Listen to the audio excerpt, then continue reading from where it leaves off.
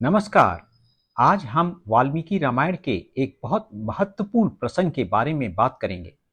मैं सत्येंद्र विष्णु सिंह सनातन धर्म की रिसर्च में लगा हुआ हूँ।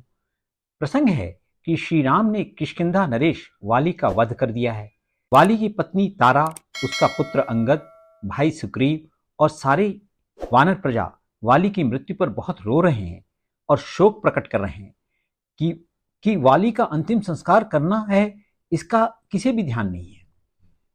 श्री राम ने सबको समझाते हुए जीवन का बहुत बड़ा ज्ञान दिया। श्री राम कहते हैं कि संसार में काल अर्थात नियति अर्थात समय सबका मूल कारण है। काल ही सब कार्यों को पूरा करने का साधन भी है और काल ही सब प्राणियों को कर्मों में लगाता है। कितनी बड़ी बात है। श्री राम आगे कहते हैं, न कालः कालम त्येति न कालः परिहीयते स्वभावं च समासाध्य न कश्चिदिति वर्तते। काल भी अपनी व्यवस्था के विरुद्ध नहीं जा सकता है। काल कभी कमजोर नहीं पड़ता है। जो मनुष्य का प्रारब्ध होता है वह उसका स्वभाव बनता है।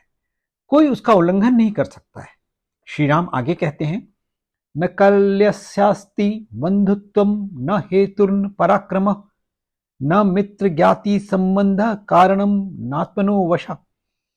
अर्थात काल यानी समय किसी का भाई नहीं है, किसी का दोस्त नहीं है, किसी जाति बिरादरी का नहीं है।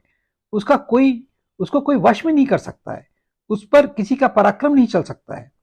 काल प्राणी के वश में नहीं है। श्री राम आगे कहते हैं, किम तु काल परिणामो द्रष्टव्य साधु पश्यता धर्माश्चार्थश्च कामश्च कालक्रम समाहिता।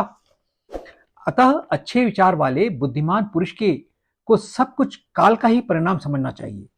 धर्म अर्थ काम भी काल के क्रम में ही प्राप्त होते हैं। अर्थात काल नियति या समय बहुत शक्तिशाली होता है। संसार की घटनाएं अच्छी बुरी काल के अनुसार होती हैं। यह समझकर व्यक्ति को अपना काम अच्छी तरह से करते रहना चाहिए, क्योंकि काल का चक्र घूमता रहेगा और उस पर किसी शक्तिशाली मनुष्य का, राजा का वश नहीं होगा। श्री राम ने काल की शक्ति अच्छी तरह समझा दी कि काल को भगवान का रूप दिया गया है।